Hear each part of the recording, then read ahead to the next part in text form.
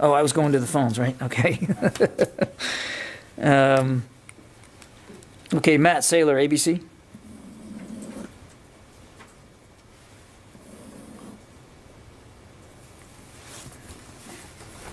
Hi, John. Thanks for doing this. Yes, sir. A quick question on the coming UAP reports.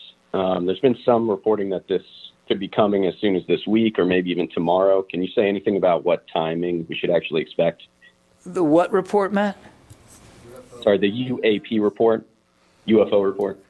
That is really for the DNI to speak to, Matt. As you know, this is a report, a congressionally mandated report. DNI is in the lead. It will be DNI who will be making that report. Obviously, DoD has a role in helping flesh out the information that will be in that report. But as for specific timing, I'd refer you to the DNI. Barb, did you have your hand up? I did. I wanted to follow up on a couple of things. And the very last follow-up, and I hesitate to be asking this, but on the unmanned aerial phenomena report, because you said, because many of these reported sightings have been from military personnel, and because you said that DoD is assisting with this effort, can you tell us anything about what you have been able to rule out? Have you been able to rule out a science fiction scenario of any kind of life form? Is this mechanical phenomena? Is this perhaps atmospheric? Can you just say, for people who are interested, that you have ruled out there's any life forms out there?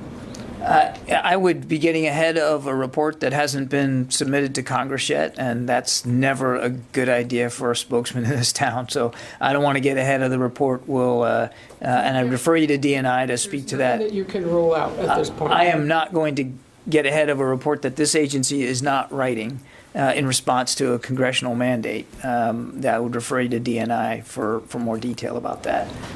Thanks. I think I've got time for one more, and I apologize for the time crunch today, but I do have to get going here. Paul Shinkman from U.S. News.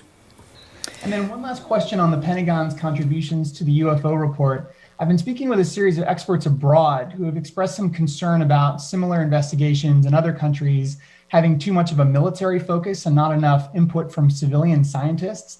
I wonder if that's a concern that the Pentagon has shared and whether that came up at all during this most recent review process. We're participating in a DNI-led study, again, mandated by Congress. We're providing context and information that we have on these phenomena, and our focus is on supporting the DNI's efforts to produce this report. That's where our focus is, and again, that's our lane. That's our place to be in, is to provide the kind of context that we have and the information that we have to help the DNI produce this report for Congress. Thanks, everybody. Sorry, I got to rush.